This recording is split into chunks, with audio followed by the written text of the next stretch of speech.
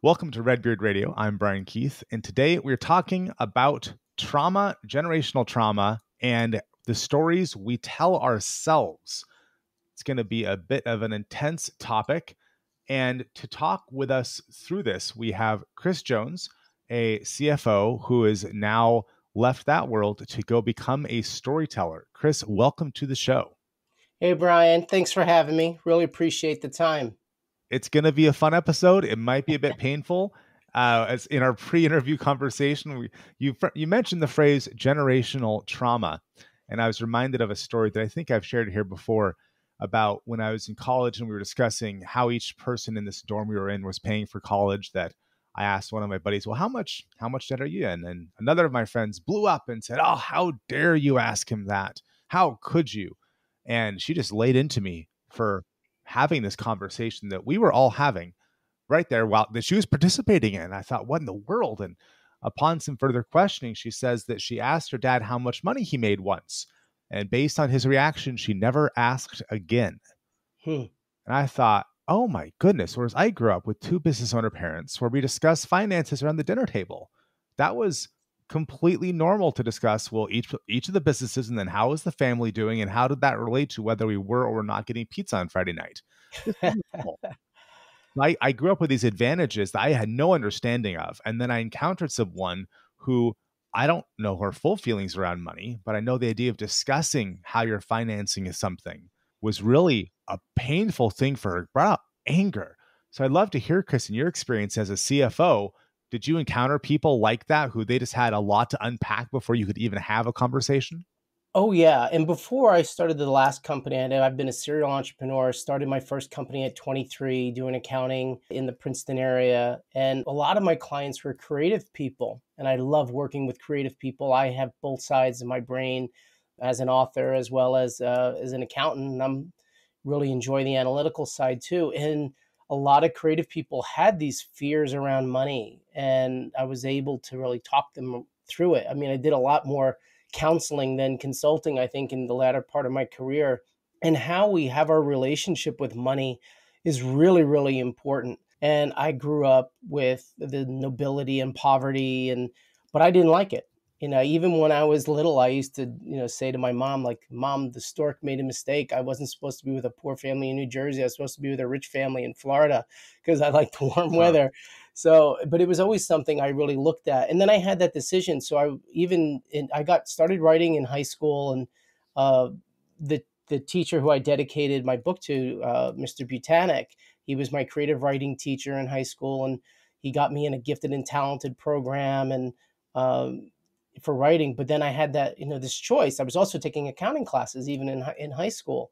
And, just the practical side won out. And when I was a sophomore in college, my English professor said, Chris, your writing is really good. You're talented. You should pursue it. Switch from accounting to English. And I said, you know what? Just grew up poor. I don't want to be a poor, starving artist.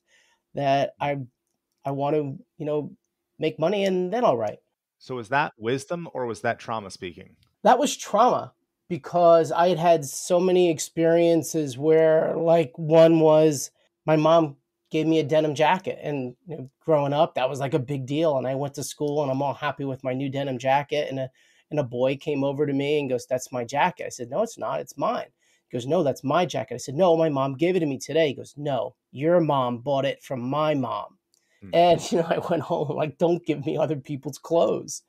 And then, yeah, it was definitely that way. And just not being able, it was, for me, it was just something I wanted to pursue. And I think I was pretty obsessed with it as I got out of college and started my first company. And it was money, money, money, money. But even then, it was still a struggle. I mean, some days I had to decide between putting gas in my car or eating that day. And those were tough decisions. And I just said, I really don't like this. I don't like the way it feels. I don't like what it does to me. And fortunately, I really tried to work through those issues. And then also understanding that going the other way, being obsessed and everything about money, that doesn't help either. That doesn't create a healthy lifestyle. It doesn't create a healthy mindset. So it's really finding that balance between your relationship with money and success and pushing yourself. And it's great. but find other things outside of work. I always had my writing to fall back on, my fitness. I was a competitive athlete in judo. And these things are really, really important, or you just become really one note and you really become one sided and not a whole lot of fun to be around. Tell me this, Chris. With all of these creative professionals you've worked with, what are the stories that you're most commonly noticing themselves telling themselves about money? What are the dysfunctional stories? They are usually around not asking to get paid for their work. It was Mm. very hard. I'd look at their receivables. I'm like, why aren't you asking that? And it was very uncomfortable to them. Or they made decisions, they weren't very clear about the work and they just felt they would overbill. And the client would get it and go, why did you spend 120 hours on this? I thought this was a 40-hour project. But because they were a perfectionist in their craft, Mm. they just figured, of course, they're going to want to pay for it. So it was a lot of it around communication around money. And even when, I try to mentor some young entrepreneurs and like, be upfront, talk about it. And when something comes up, you got to tell them and they will appreciate it. And many times they'll just say, yeah, go ahead, do the extra work. And sometimes they won't. And sometimes it was just really, really difficult for people to stay on top of their billing. They don't like it, right? Oh, I got to keep a timesheet. Yeah, you got to keep a timesheet. It's part of being an adult. It's part of being a business owner. You got to do these things. And yeah, maybe you don't like it, but if you also turn how you manage your time into a little game where it's saying, okay, what am I going to get done this week? How many clients am I going to be able to bill if I'm in a professional services environment, especially the creative people usually are? How am I going to get this done? Or if you flat fee it, that's even more important. You got to be twice as diligent. Say I charge you $3,000 to do your website. I got to make sure, like, okay, if I don't do this in 20 hours or 30 hours, that's only $100 an hour. Is that what I want to charge? Or what's my budget if I was doing this the hour? Because sometimes they give a flat fee and then they go back and forth with the clients and they're not clear and the clients keep changing. Now, all of a sudden, they've made like $20 an hour on that job because they weren't careful on their time. So it's really being mindful around your time, asking to get paid, billing people for your time, and being really clear about when projects are getting into a little bit of trouble.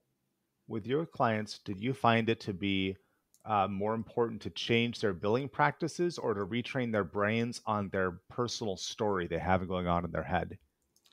Retrain their personal story on what was going on in their head and that it was okay to get paid and it was okay to receive the money, that it didn't make them any less of an artist and it didn't make their work any less by making sure they got fairly compensated for it. How did you retrain their brain? Did you just like have a bunch of mantras on a wall, or did you tell them stories, or did you send them to a therapist, or were you their therapist, or what? Yeah, I was the therapist. It's really sitting down and understanding where they're coming from. And I have them tell me a little bit about how they grew up. So much comes from childhood as even in my whole book, everybody's got this generational trauma and we all have it. We all have generational trauma, whether it was intended or not. We still have the generational traumas that our parents got from their parents and all the way down. And we have that almost, I wouldn't say hard coded, but it's definitely something coded in our DNA that we have to then raise awareness and say, oh, I don't have to be like that.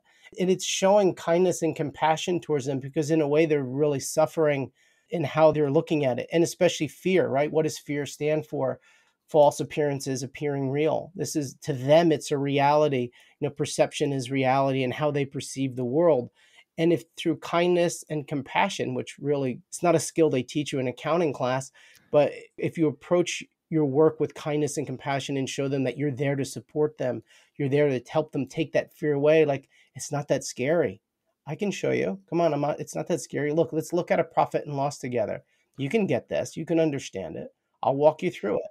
So, Chris, how did you go from being a generational trauma therapist as an accountant for creative professionals to writing a book? It's on Amazon now, folks. It's called Headcase.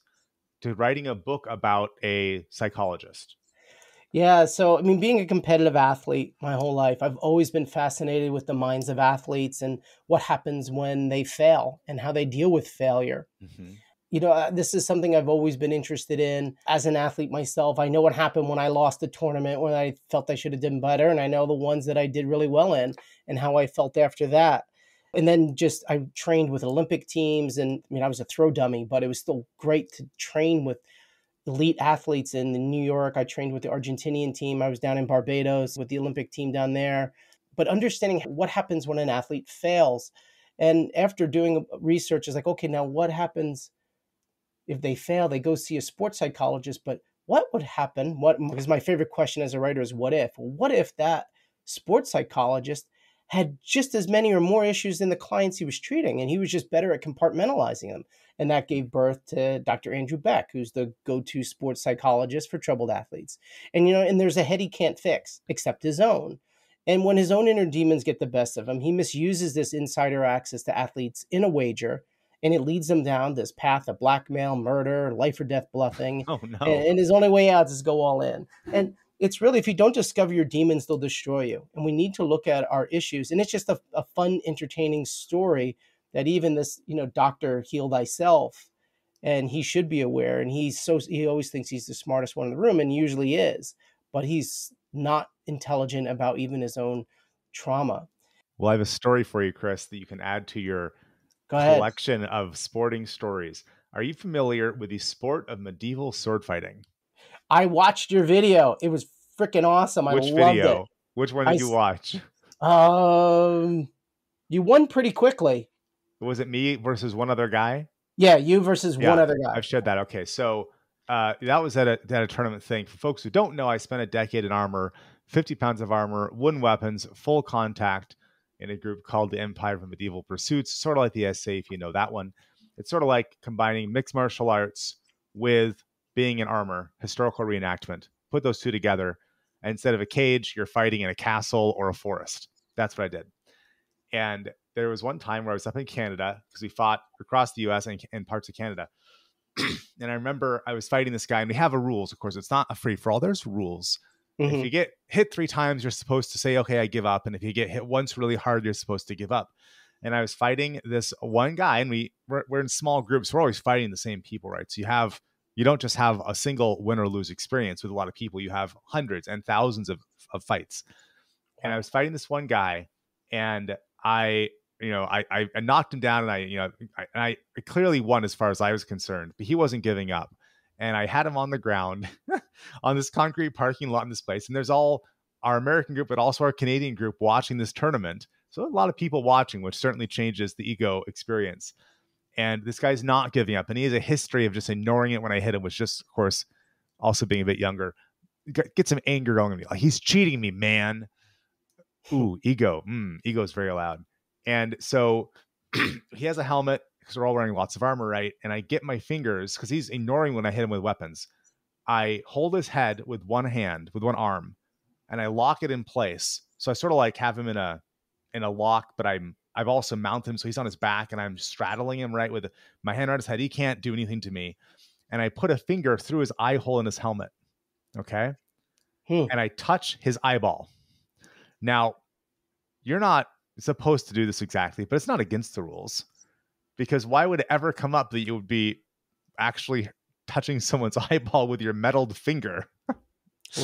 And I say to him, now here, for folks at home who are thinking this is horrible, yes, it was horrible. But also note that if he was able to move his head, he could have maybe torn my finger off, because he has all the weight of his head, and I have a finger through his helmet touching his eye. Mm-hmm. So I'm putting myself at risk to put him at risk. And I say to him again, do you yield? He has been roundly defeated, and I'm in a position where I could take his eye. And you know what he says to me, Chris? What? He crumples at me. And I, in a moment of lucidity and wisdom that I do not deserve and I do not know where it came from, I took my finger away from his eye. I sat up. I stood up, and I say, I yield. And I walked away. I gave up. I said I lose. But you didn't lose. You won. And he's there, left on the ground. Everyone saw me put my finger into his eye. Everyone knows what happened. Of course, there's other stories I could tell that make me look not quite as good, where I did not do that, and I kept on going. Not that particular level of egregiousness, but that psychology of my ego saying, how dare he? And then what am I going to do about it? Yeah, I mean that's happened to me too, where people just cheated, and that's probably the one area in sports that I always very good tempered in judo, and judo's got a lot of etiquette, which is what I really loved about it. I was a wrestler in college and gone to judo, and there's a lot of etiquette involved. So when someone does get you with a cheap shot or something like that, it really does get you. Or in practice, again, I've had that happen where I've lost my temper, and the monster gets let out of the cage, Mm, and we have to control that part because we really could hurt someone. But I yeah. understand where it comes from. If I'm being cheated, someone's not playing again with the rules. There's rules in judo, just like in that. And when someone's not doing that, but I think you did make the right choice of just walking away, because what was going to happen? Obviously, this person, his self-esteem was so damaged by losing. So you wonder, like, what messages was he receiving as a child, that you're no good unless you win? That had to come from someplace. I have one more story before we get back to the business topic. A different guy in my sword fighting club would not call a single time that I hit him. I could hit him in the head, he'd ignore it. I could hit him in the legs, he'd ignore it. And this went on for a year. And his excuse was, well, I'm training MMA, so we're doing a lot of, nerve deadening exercises, so I don't really feel anything. That Well, was his that's a lie. excuse. Yeah. So I was not impressed. Well, my teacher, who's an Olympic level sword fighter, he said, okay, I'll teach you a shot to break his collarbone. Because we're wearing lots of armor, but armor's not everywhere. And if you piss someone off enough, it's legit to go practice. So I trained for months and months to break this guy's collarbone by hitting him in underneath the armpit. Oh, I wow. had to do everything just right. I had to hit him when his arm was raised at a certain level to go hit me. But I just trained and trained and trained and trained. And then one day we're again in a tournament. So there's public looking around everywhere. And we have etiquette in our own club where if you have 3 points of contact on the ground, like you're on your back, if someone touches you with a sword, you lose. The Yeah, point of this is so you don't hurt anybody by hitting them really hard when they're already on the ground. It's a right, safety thing. Well, so I get this guy knocked over and I hit him once when he's on the ground and I'm standing, which means he's dead. right. He then starts to get up to fight me more while he still has a hand and two legs on the ground.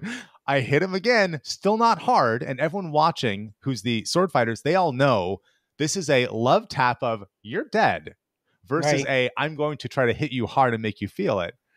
But it was after the second shot when everyone watching knew he was defeated, then he gave up. Here's the thing. I never had to use that shot that I practiced for months, imagining hurting this guy. Ultimately, it was the social shame Yeah. which led him to change his behavior. But let's take this back to something you said about the sports psychologist in your book about Hmm. how he can solve everyone's demons, but he can't deal with the demons in his own head. I Yep. want to know, for all the business owners listening out there, how can we identify what demons are in our head? And I want the answer in just a couple minutes because we're coming up at the top of the episode because I only want to talk about sword fighting, apparently. So, how Yeah. can we understand the demons in our head?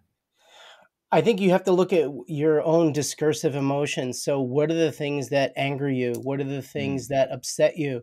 And by looking at those things in your day to day business, and then if you're still having trouble with that, go ask your employees and let them give you an honest answer. They'll mm, tell you the stuff that when you think, hey, I think you were out of hand on this, if you give them the freedom and they trust you enough where you can come in and they can tell you anything, that's it. So I'll give you a quick story from me. So during the sale of the company, this was in from January to June 2019. It was the hardest 6 months of my career.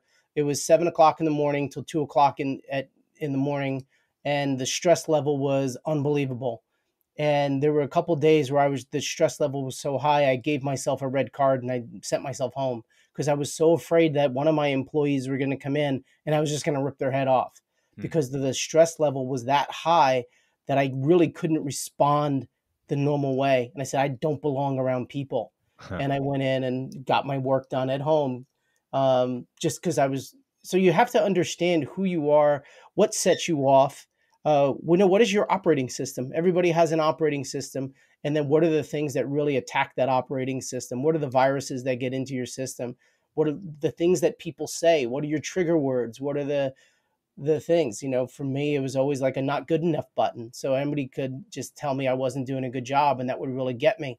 and understanding where those triggers are. You're a human being. It's okay to have them. Just work on them. We're not perfect. We're not flawed. It doesn't make you, there's nothing wrong with you. It's okay to not be okay sometimes. And it's really important that when you're not okay, to seek help, whether it's professional help, your best friend, your spouse, anyone.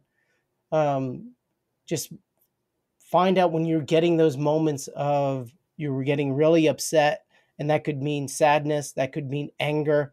When you're going to those places, figure out, okay, I need to stop, I need to pull away and get away from these people that are happening, and let me try to figure out what was that, and then play it back.